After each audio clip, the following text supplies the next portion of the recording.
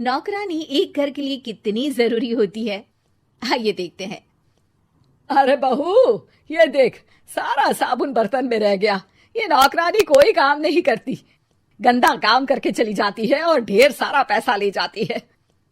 अरे मम्मी जी, उसने तो साफ किया ही था। मेरे ही हाथ से इस ग्लास में सर्फ गिर गया था। अरे बस कर झूठी, उसे बचाने के लिए सारी जुगत लगा ले, लेकिन मैं तो इसे निकाल कर ही रहूंगी। हमारे जमाने में ना कोई नौकरानी थी और ना ही ये चिकने बर्तन। चूल्हे के जले बर्तनों को राख रगड़ कर साफ किया करती थी मैं। अरे माँ जी, मैं कहाँ बचा रही हूँ उसे। और वैसे भी आजकल नौकरानी जरूरत नहीं, स्टेटस सिंबल बन गया है। अब आप बताओ, मैं मुन्ना को नीचे घुमाने ले जाऊं तो लोगों से क्या बोलूं? झाड़ू पोछा खुद लगा रही हूँ। लोग सीधा यही पूछते हैं कि कौन सी नौकरानी काम कर रही है तेरे घर पर। अरे बस कर, ये भी कोई बात होती है? मम्मी जी, आप नहीं समझेंगी। शाम को नौकरानी घर आकर काम कर ही रही होती है कि सास को कहती है, माँ जी, एक बात बोलूं, बुरा न मानना। अरे वैसे तो मुझे तेरी शक्ल ही पसंद नहीं है, बात क्या खाक पसंद आएगी। अरे माँ जी, सुन तो लीजिए क्या कह रही है। तो मैंने कौन सा उसका मुंह पकड़ लिया है? अरे माँ जी, वो लाल साड़ी पहनती हो ना पहना करो। सास का गुस्सा अब तो 7वें आसमान पर होता है। अरे वाह जी वाह, क्यों ना पहना करूं? और तू होती कौन है ये बताने वाली कि मैं क्या पहनूं क्या ना पहनूं? अरे माँ जी, पूरी बात तो सुन लो, वो बोलना क्या चाह रही है। अरे बुरा न मानो आंटी जी। अरे कौन है आंटी? अपनी उम्र देखी है तूने? 2-4 साल ही छोटी होगी मुझसे और मुझे आंटी बोल रही है। बहू सर पर हाथ रख लेती है। अरे अच्छी खासी उम्र दराज हो और आंटी ना बोलूं? मैं तुम्हारी बहू से भी 4 साल छोटी हूँ। क्यों दीदी? बोलती भी क्या, एक तरफ सास यानी पति की माँ, तो दूसरी तरफ नौकरानी जिसके बिना घर का काम नहीं चल सकता। वो दरअसल माँ जी की शादी भी बहुत जल्दी हो गई थी ना। अच्छा ये झगड़ा छोड़ो, ये बताओ तुम माँ जी को लाल साड़ी पहनने से क्यों मना कर रही हो? वो ना, इनकी उम्र की सारी औरतें सोसाइटी में इनके लिए बात करती हैं कि तुम्हारी सास बुढ़ी घोड़ी लाल लगाम है। बहू को ये सुनकर गुस्सा आ जाता है। अरे वाह वाह, कौन बोलता है जी?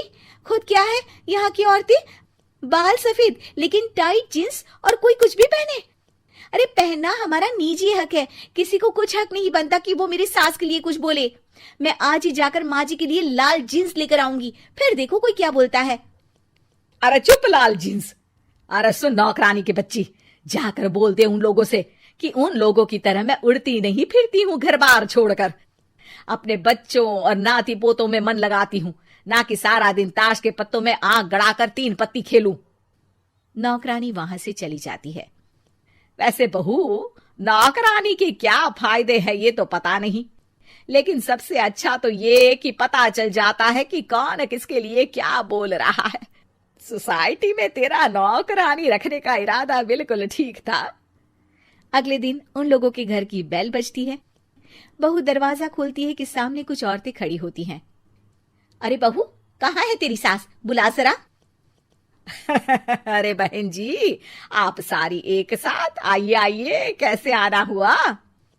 अरे 3 पत्ते खेलने आई हैं, क्यों खेलोगी? क्यों नहीं क्यों नहीं, वैसे भी बड़े दिन हो गए, एंटरटेनमेंट हुआ नहीं। बहू जा जाकर पकोड़े तो बना ला। अरे बस करिए, आगे कुछ पीछे कुछ।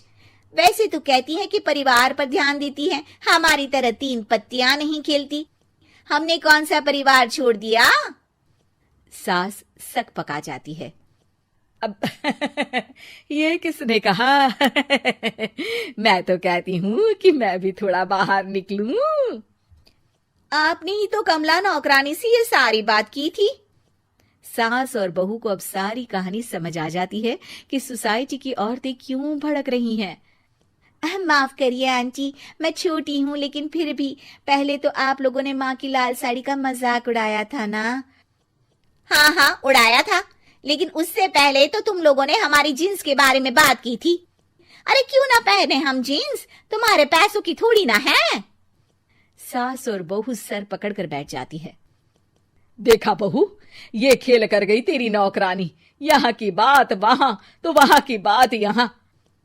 दोनों किसी तरह औरतों को समझा बुझाकर घर भेजती है और कसम खाती है कि नौकरानी को नौकरानी ही रहने देंगी।